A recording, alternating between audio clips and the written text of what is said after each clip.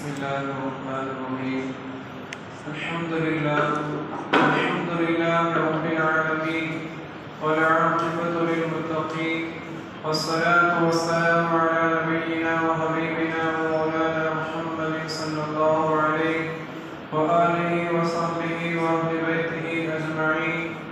أما بعد، فقد قال الله تعالى في كلامه المجيد الفرقان الحميد بعد أعوذ بالله من الشيطان الرجيم. بسم الله الرحمن الرحيم.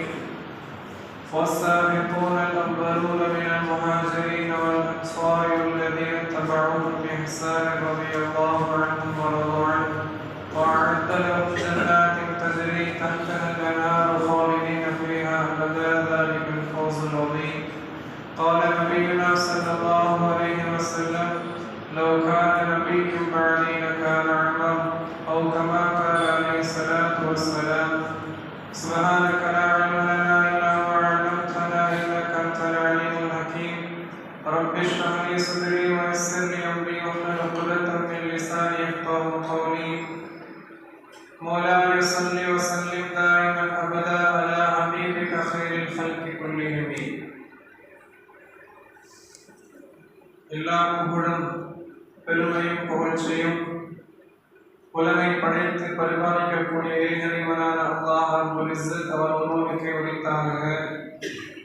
அளவில்லா கருணையும் சலாத்தும் சலாமும் நம் மீதுள்ள தலைவர் கண்மணி நாயகம் முஹம்மது ரசூலுல்லாஹ் ஸல்லல்லாஹு அலைஹி வஸல்லம் அவர்கள் மீதும், அவர்கள் வாழ்வை பின்பற்றி வாழ்ந்த சஹாபாக்கள், தாபிஈன்கள், தபஅ தாபிஈன்கள், இந்த உம்மத்தை சார்ந்த அனைத்து முஃமின்கள் முஸ்லிம்களின் மீதும் என்றென்றும் நிரந்தரமாக நிலைத்திருக்குமாக. ஆமீன். அஸ்ஸலாமு அலைக்கும் வரஹ்மத்துல்லாஹி வபரகாத்துஹு. சங்கையானவர்களே, அல்லாஹ் ஜல்ல ஷானஹு தஆலா இந்த ஜும்ஆவுடைய நாளினுடைய எல்லா விதமான நலவுகளிலும் பரிபூர்ணமான நன்மைகளை நமக்கு தந்தருள்வானாக. அல்லாஹ்வுடைய இல்லத்தில் ஒன்று சேர்ந்திருப்பதை போல் நம் மரணத்திற்கு பிறகும் அல்லாஹ்வுடைய சந்தோஷத்துடன் அல்லாஹ்வுடைய இறை பொருத்தத்தை பெற்ற நிலையில் ஜன்னத்துல் ஃபிர்தௌஸ் என்ற உயர்தரமான சொர்க்கத்தில் அல்லாஹ் நம்மை ஒன்று சேர்த்தருள்வானாக. சரியானவர்களே, அல்லாஹ் ஜல்ல ஷானஹு தஆலா நம்முடைய வாழ்க்கையின் எல்லா நிலைகளிலும் படிப்பினை தரக்கூடிய முன்மாதிரியான பல மனிதர்களை அல்லாஹ் இந்த உலகத்தில் வாழ செய்திருக்கிறார். குறிப்பாக இந்த உம்மத்தில் கண்மணி நாயகம் ஸல்லல்லாஹு அலைஹி வஸல்லம் அவர்களுடைய கடைசி சமுதாயத்தில் அல்லாஹ்வினால் இறை செய்தி கொடுக்கப்படக்கூடிய நபிமார்களை அடுத்து அல்லாஹ்வின் மூலமாக இறை செய்திகளை உள்வாங்கிக் கொள்ளக்கூடிய ஒரு உத்தம நபித்தோழராக இருந்த ஹதரத் உமர் இப்னு கத்தாப் ரலியல்லாஹு தஆலா அன்ஹு அவர்களுடைய உயர்தரமான தக்வாவுடைய இறையச்சம் நிறைந்த அவர்களின் வாழ்க்கை வரலாற்றில் சில நிகழ்வுகளை நாம் சென்ற வாரங்களில் பார்த்தோம். சரியானவர்களே, பேசி முடிக்கப்படக்கூடிய வாழ்க்கை வரலாறு அல்ல அவர்களுடைய வாழ்க்கை. அவர் ஒரு நீண்ட நெடிய இந்த உம்மத்திற்கு பலன் தரக்கூடிய, அனைவருக்கும் மிகப்பெரிய படிப்பினையை தரக்கூடிய ஒரு வீர வரலாறு தான் ஹதரத் உமர் இப்னு கத்தாப் ரலியல்லாஹு தஆலா அன்ஹுவுடைய வரலாறு. அல்லாஹ் இப்படிப்பட்ட நபித்தோழர்களின் மூலமாக நமக்கு உயர்ந்த பாடங்களை சொல்லித் தருகிறார்.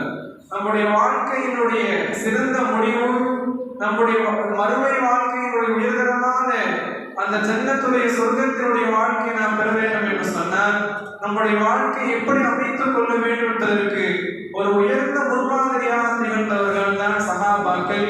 அந்த சஹாபாக்களிலும் நாயகம் ஸல்லல்லாஹு அலைஹி வஸல்லம் அதிகமாக சிறப்பித்து சொன்ன சொர்க்கம் இவர்களுக்கெல்லாம் கண்டிப்பாக உண்டு என்று நன்மாராயம் சொல்லப்பட்ட 10 சஹாபாக்களில் ஒரு உயர்ந்த சஹாபிதான் ஹதரத் உமர் இப்னு கத்தாப் ரலியல்லாஹு தஆலா அன்ஹு.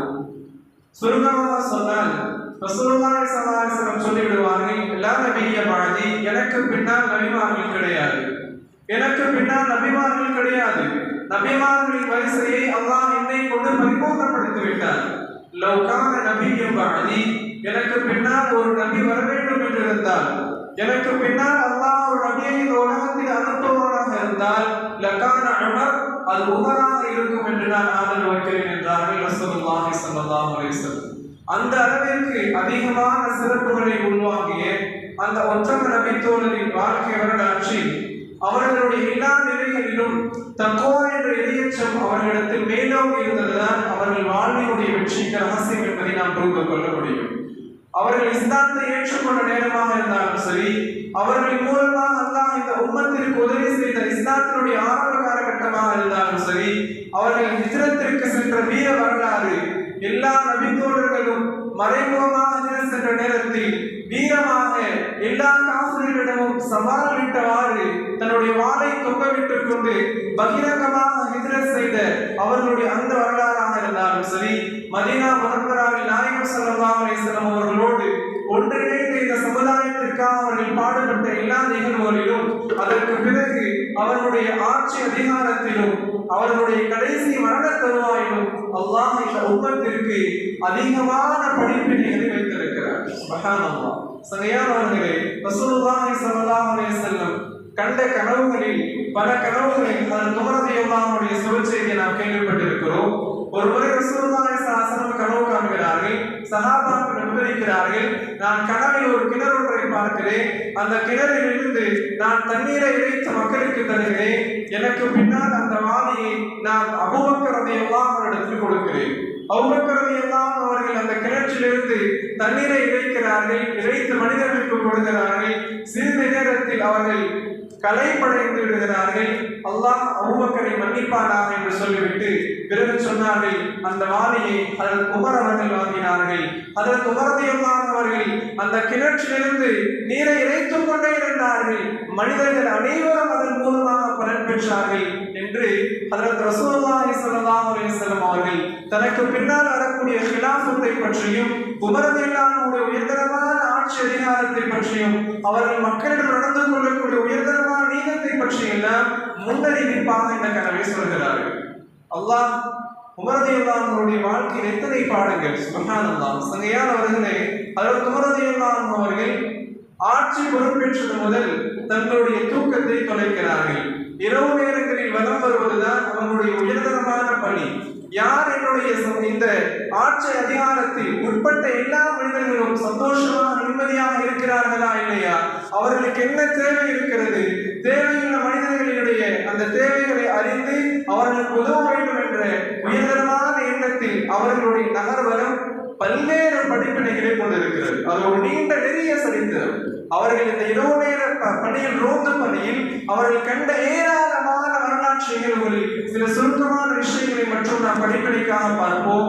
ஹஜ்ரத் உமர் ரலியல்லாஹு அன்ஹு அவர்களுடைய இந்த உயர்தரமான அணுகுமுறைகள் தான் உலகம் அழியும் வரை கடைசி வரை வரக்கூடிய அனைத்து தலைவர்களும் மத வேறுபாடின்றி அனைவருமே விரும்பக்கூடிய ஒரு ஆட்சி அதிகாரம் என்று சொன்னார். சுமார் 10 வருடங்கள் 6 மாதங்கள் ஆட்சி புரிந்த ஹஜ்ரத் உமர் ரலியல்லாஹு அன்ஹுடைய ஆட்சியை தான் முன்மாதிரியான அரசியலாக அனைவருமே ஏற்றுக்கொள்கிறார்கள். அப்படி அவர்கள் செய்த சாதனைகள் என்ன? சங்கையானவர்களே, ஹஜ்ரத் உமர் ரலியல்லாஹு அன்ஹு இரவு நேரத்தில் ரோந்து வருகிறார்கள். வரக்கூடிய நேரத்தில் மதீனாவிற்கு வெளிப்புறத்தில் ஒரு மனிதர் கூடாரம் அடித்து தங்கியிருக்கிறார். தன்னுடைய சோகத்தை வெளிப்படுத்தியவாறு, தன்னுடைய தலையை தொங்கவிட்டவாறு கவலையோடு அமர்ந்திருக்கக்கூடிய அந்த மனிதரை அணுகி கேட்கிறார்கள், இந்த மனிதரை இந்த நேரத்தில் நீங்க அமர்ந்திருக்கிறீர்கள், என்ன காரணம்? அந்த கூடாரத்திலிருந்து ஒரு பெண்ணுடைய அழும் குரல் கேட்கிறது. அவர் வேகமாக எழுந்து தன்னுடைய வாளை உருவி கேட்கிறார், நீ பார்க்க ஒரு முசாஃபிரை போன்று, ஒரு ஃபக்கீரை போன்று இருக்கிறாய், ஒரு ஏழையாக இருக்கிறாய், என்னுடைய கவலையை கேட்டு நீ என்ன செய்ய முடியும், எனக்கு என்ன உதவி செய்துவிட முடியும் என்று அவர் மிரட்டுகிறார். உமர் ரலியல்லாஹு அன்ஹு அவர்கள் பயப்படவில்லை, கேட்கிறார்கள், தோழரே, என்னால் முடிந்த உதவியை நான் உங்களுக்கு செய்கிறேன். இவர்கள் தான் ஜனாதிபதி என்பதை அவர் அறியாத நபர், வெளியூர்காரராக இருந்த நபர். அவர் சொன்னார், என்னுடைய மனைவி பிரசவ வேதனையில் இருக்கிறார், நான் வேலை தேடி இந்த நாட்டிற்கு மதீனாவிற்கு வந்திருக்கிறேன், என்னுடைய நிலை இப்படி இருக்கிறது, என்னிடம் சாப்பிடுவதற்கு உணவு கிடையாது, என்னுடைய இக்கட்டான இந்த சூழலில் நான் இருக்கிறேன் என்று சொன்னபோது அதன் துமரதியெல்லாம் வேகமாக தன் வீட்டிற்கு வருகிறார்கள். தன் மனைவி சாப்பிடுவதற்காக எடுத்து வைத்திருந்த உணவை தன் மனைவிடம் சொல்கிறார்கள், இந்த உணவு வேறொரு நபருக்கு பயன்படட்டும், உனக்கு அல்லாஹ் தஆலா ஒரு உயர்ந்த சேவை செய்வதற்குரிய வாய்ப்பை கொடுத்திருக்கிறார், உடனடியாக கிளம்புங்கள் என்று தன் மனைவியை அழைத்துக் கொண்டு அந்த பிரசவத்திற்கு தேவையான துணிகளை எடுத்துக்கொண்டு விரைவாக விரைகிறார்கள், உணவுகளோடு விரைகிறார்கள். அதன் ஜனாதிபதி உமர் இப்னு கத்தாப் ரலியல்லாஹு அன்ஹு அவர்கள் இரவு நேரத்தில் சந்தையானவர்கள் அந்த கூடாரத்தில் இறங்குகிறார்கள். நெருங்கி அந்த மனிதரிடம் பேச்சு கொடுக்கிறார்கள். தன் மனைவியை உள்ளே அனுப்பிவிடுகிறார்கள். சிறிது நேரத்தில் அவர்களுக்கு குழந்தை பிறக்கிறது. அந்த நேரத்தில், இடைப்பட்ட நேரத்தில் அந்த மனிதரிடம் பேசும்போது அவர் சொன்னார், இந்த நாட்டினுடைய ஜனாதிபதி உமர் அவர்களிடத்தில் நிறைய செல்வம் இருக்கும் அல்லவா, இந்த நாட்டையே ஆளக்கூடிய மனிதர், சுமார் 22 லட்சம் சதுர மைல்கள் கொண்ட ஒரு உயர்தரமான பிரம்மாண்டமான ஆட்சி அதிகாரத்தினுடைய தலைவர் என்று சொன்னால் சாதாரணமாக இருக்க முடியுமா? அவர் எவ்வளவு பெரிய சிறந்தராக இருப்பார் என்று கேட்கிறார். கேட்ட உணர்வு இல்லாமல் சொல்வார்கள், பாவம், அவரிடத்தில் என்ன இருக்க போகிறது, அவரோட ஏழையாக தான் இருப்பார். திரித்துக் கொண்டே சொன்னார்கள். அந்த மனிதர் மீண்டும் கேட்டார், உமர் அவர்கள் மிக கோபமானவர் என்று சொல்கிறார்களே, அவர் ரொம்ப கோபமானவர் என்று சொல்கிறார்களே. அப்பொழுது உமர் இல்லாமல் சொன்னார்கள், அவரவருடைய நிலைமையை பொறுத்தது, நான் அவரை சொல்ல மாட்டேன், அவருடைய நிலைமையை பொறுத்து யார் எதை நினைக்கிறார்களோ அது போன்றுதான். பேசிக் கொண்டிருக்கக்கூடிய நபர் தான் உமர் என்று தெரியாமல் அவர் பேசிக் கொண்டே இருக்கிறார். உமர் இல்லாமல் கேட்டுக்கொண்டே இருந்தார்கள். சிறிது நேரத்தில் குழந்தை பிறக்கிறது. உள்ளிருந்து அமீருல் முஃமினீன் உமர் இப்னு கத்தாப் ரலியல்லாஹு அன்ஹுடைய மனைவி குரல் கொடுக்கிறார்கள், அவஷிர் அஹாக், உங்களுடைய சகோதரருக்கு சுப செய்தி சொல்லுங்கள், பில் குலாம், அவருக்கு ஆண் குழந்தை பிறந்திருக்கிறது அமீருல் முஃமினீன் அவர்களே என்று சொன்னார். அமீருல் முஃமினீன் அவர்களே என்று தன்னுடைய மனைவி அழைத்த குரலை கேட்டு உமர் இப்னு கத்தாப் ரலியல்லாஹு அன்ஹு சுப செய்தி சொல்லும் பொழுது அந்த மனிதர் ஆடி போய்விடுகிறார். தன்னுடைய உடல் நடுங்கியவாறு எழுந்து நின்று விடுகிறார். நீங்கள் தான் அமீருல் முஃமினீனா? நீங்கள் தான் இந்த நாட்டினுடைய ஜனாதிபதியா? ஒரு நாட்டினுடைய ஜனாதிபதியாக இருக்கக்கூடிய நீங்கள் எனக்காக இவ்வளவு சிரமம் எடுத்துக் கொண்டு பணிவிடை செய்தீர்களே என்று அவர் வியந்து பார்க்கிறார். உமர் ரலியல்லாஹு அன்ஹு சொன்னார்கள், நாளை நீங்கள் வாருங்கள், மஸ்ஜிதுக்கு வாருங்கள், உங்களுக்கு தேவையான உதவிகளும் வேலையும் தரப்படும் என்று அங்கீகாரம் கொடுத்து செல்கிறார்கள். இதே போன்ற பல்வேறு சம்பவம் சகோதரர்களே, அதற்கு உமர் ரலியல்லாஹு அன்ஹு அவர்கள் கடந்து செல்கிறார்கள். ஒரு வயதான மூதாட்டி திட்டிக் கொண்டிருக்கிறார். உமர் ரலியல்லாஹு அன்ஹு அவர்களை திட்டிக் கொண்டிருக்கிறார். உமர் ரலியல்லாஹு அன்ஹு சென்று விடுகிறார்கள். மூதாட்டிகளை ஏன் திட்டுகிறீர்கள்? உமருக்கு என்ன தெரியும்? எனக்கு இப்படிப்பட்ட சிரமம் இருக்கிறது, எனக்கு கணவர் இல்லை, பிள்ளைகள் இல்லை, எனக்கு வயதாகிவிட்டது, எனக்கு தேவையான வசீஃபா இல்லை, ஊதியம் இல்லை, சம்பளம் இல்லை, என்னுடைய உணவு இல்லை, என்னுடைய நிலையை தெரியாமல் ஆட்சி செய்கிறாரே என்று உமர் ரலியல்லாஹு அன்ஹு பற்றி திட்டிக் கொண்டிருக்கிறார். உமர் ரலியல்லாஹு அன்ஹு கேட்டார்கள், உமருக்கு வேலை இருந்திருக்கும், அவருக்கு பெரிய அலுவலர் இருந்திருக்கலாம், அதனால் உங்களை பற்றி தெரியாமல் இருந்திருக்கலாம். அப்படி என்னை பற்றி தெரியாமல் இருக்கிறார் என்று சொன்னால் அவர் எதற்காக அந்த பதவியில் இருக்க வேண்டும்? அவருக்கு எதற்கு இந்த ஜனாதிபதி என்ற பதவி, அமீருல் முஃமினீன் என்ற பட்டம் எதற்கு என்று கேட்கிறார். உமர் ரலியல்லாஹு அன்ஹு அழுது விடுகிறார்கள். உமர் ரலியல்லாஹு அன்ஹு தக்வா இறையச்சம் அதிகரிக்கிறது. உடனே அந்த பாட்டி அந்த மூதாட்டியிடம் கேட்கிறார்கள், நீங்கள் உமரை மன்னித்து விடுங்கள், உங்களுக்கு தேவையானதை நான் செய்கிறேன், உங்களுக்கு தேவையான எல்லா உதவியையும் நான் பொறுப்பேற்றுக் கொள்கிறேன், நீங்கள் உமரை மன்னிக்க வேண்டும். அந்த மூதாட்டி சொன்னார், நான் மன்னிக்க முடியாது, நான் மன்னிக்க மாட்டேன் என்று சொல்கிறார். ஆனால் உமர் ரலியல்லாஹு அன்ஹு பிடிவாதமாக அந்த மூதாட்டியினுடைய கரத்தை பற்றி பிடித்தவர்களாக அவர்களுக்கு தேவையான எல்லா உதவிகளையும் செய்த பிறகு கண்ணீரோடு கேட்கிறார்கள், நீங்கள் அல்லாஹ்விற்காக என்னுடைய இந்த உதவிக்காக நீங்கள் உமரை மன்னித்து விடுங்கள் என்று சொன்னபோது அந்த மூதாட்டி சொன்னார், உங்களுடைய உதவிக்காக நான் உமரை மன்னிக்கிறேன் என்று சொன்னபோது உமர் ரலியல்லாஹு அன்ஹு சொன்னார்கள், நீங்கள் சொன்ன இந்த வார்த்தையை நீங்கள் எனக்கு எழுதித் தர வேண்டும், நீங்கள் எழுத்துப்பூர்வமாக எழுதித்தாருங்கள். தேடுகிறார்கள், எந்த ஒரு காகிதமும் இல்லை. தன்னுடைய ஆடையின் ஒரு பகுதியை உமர் ரலியல்லாஹு அன்ஹு கிழிக்கிறார்கள். கிழித்து அதில் எழுதி அந்த மூதாட்டியிடம் கையெழுத்து வாங்குகிறார்கள். அந்த மூதாட்டி அதில் கையெழுத்திடுகிறார். அந்த நேரத்தில் தான் உமர் ரலியல்லாஹு அன்ஹு தேடியவாறு, அமீருல் முஃமினீன் அவர்களை தேடியவாறு அந்த அலி ரலியல்லாஹு அன்ஹு அவர்களும் மஸ்ஊத் ரலியல்லாஹு அன்ஹு வருகிறார்கள். வந்தவர்கள் சொல்வார்கள், அமீருல் முஃமினீன் அவர்களை நீங்கள் என்ன செய்து கொண்டிருக்கிறீர்கள்? நீங்கள் என்ன செய்து கொண்டிருக்கிறீர்கள்? உங்களுக்கு ஏராளமான வேலைகள் இருக்கிறது, ஒரு வயதான பாட்டியுடைய பெருமளவு என்று பேசிக் கொண்டிருக்கிறீர்களே. உமர் ரலியல்லாஹு அன்ஹு சொன்னார்கள், நல்லதாக விட்டது, நீங்கள் இருவரும் சாட்சியாக இருங்கள், என்னை இந்த மூதாட்டி மன்னித்து விட்டேன் என்ற இந்த கையெழுத்திட்ட இந்த படிவத்தை என்னுடைய ஜனாசாவில், என்னுடைய கஃபனில் நீங்கள் வைத்துவிட வேண்டும். நாளை நான் மறுமையில் ரசூலுல்லாஹை சந்திக்கும் பொழுது, நாயகம் அவர்களே, என்னுடைய ஆட்சியில் நான் ஒரு மூதாட்டியிடமிருந்து பெற்றுக்கொண்ட கடிதம் இது, என்னுடைய இந்த ஆட்சி காலத்தில் ஒரு மூதாட்டினுடைய அந்த தேவையை நான் நிறைவேற்றி தந்திருக்கிறேன் என்று நான் ரசூலுல்லாஹிடம் சொல்ல வேண்டும் என்று அந்த ரசூலுல்லாஹி ஸல்லல்லாஹு அலைஹி வஸல்லம் ஒரு உயர்ந்த வழித்தோன்றலில், அவருடைய உயர்தரமான அந்த கொடுமையில் கொடுக்கப்பட்ட உயர்ந்த நபித்தோழரான உமர் ரலியல்லாஹு அன்ஹு அவர்கள் சொல்லுவார்கள். சங்கையானவர்களே, இது போன்ற ஏராளமான சரித்திர நிகழ்வுகள் ரசூலுல்லாஹி ஸல்லல்லாஹு அலைஹி வஸல்லம் அவர்கள் இதனால் தான் உமர் ரலியல்லாஹு அன்ஹு அவர்களை அதிகமான சிறப்புகளை கொண்டு சிறப்பித்திருக்கிறார்கள். அல்லாஹ் ஜல்லல்லாஹு தஆலா இந்த உம்மத்திற்கு செய்த ஒரு மிகப்பெரிய பாக்கியம், இந்த உம்மத்திற்கு அல்லாஹ் செய்த ஒரு மிகப்பெரிய ரஹ்மத்தாக, அருட்கொடையாகவும் ரசூலுல்லாஹி ஸல்லல்லாஹு அலைஹி வஸல்லம் ஏராளமான சுழற்சிகளை பெற்ற ஹஜ்ரத் உமர் ரலியல்லாஹு அன்ஹு அவர்களுடைய வாழ்க்கையினுடைய எல்லா நிலைகளிலும் ஒரு உயர்ந்த பாடத்தை அல்லாஹ் நமக்கு வைத்திருக்கிறார். அவர்கள் மரணிக்கிறார்கள். மரணிக்கும் பொழுது உமர் ரலியல்லாஹு அன்ஹு அவர்கள் அவர்களுக்கு 80 திர்ஹம் கடனாக இருக்கிறது. ஒரு ஜனாதிபதி, ஒரு நாட்டை ஆண்ட மன்னர், ஏராளமான நாடுகளை வெற்றி கொண்ட ஒரு அமீருல் முஃமினீன் மரணிக்கும் பொழுது கடனோடு மரணிக்கிறார்கள். தன் மகன்களிடத்தில் வசியத் செய்கிறார்கள், நான் வசித்த இந்த வீட்டை விற்று என்னுடைய கடனை அடைத்து விட்ட பிறகுதான் என்னை நீங்கள் அடக்கம் செய்ய வேண்டும். அல்லாஹ் அக்பர். எப்படிப்பட்ட ஜனாதிபதியாக இருந்திருப்பார்கள். சங்கையானவர்களே, தன் மகன்களிடத்தில் வசியத் செய்வார்கள் உமர் ரலியல்லாஹு அன்ஹு அவர்கள், நான் இந்த உலகத்தில் வாழும் நாட்களில் எப்படியெல்லாம் வாழ்ந்திருப்பேன், என்னை நீங்கள் ஜனாசா, என்னுடைய மரணத்திற்கு பிறகு என்னை நீங்கள் அடக்கம் செய்யும் பொழுது நீங்கள் ஆயிஷா ரலியல்லாஹு அன்ஹா இடத்தில் சென்று அனுமதி கேளுங்கள். அவர்கள் அனுமதி தந்தால் அவர்களுடைய வீட்டில் ரசூலுல்லாஹும் அபூபக்கர் ரலியல்லாஹு அன்ஹு அவர்களும் அடக்கம் செய்யப்பட்டிருக்கக்கூடிய அந்த இடத்தில் தான் என்னுடைய உடலையும் நீங்கள் அடக்கம் செய்ய வேண்டும். இதற்கு அவர்கள் அனுமதி தந்தால் மட்டும் அடக்கம் செய்யுங்கள்.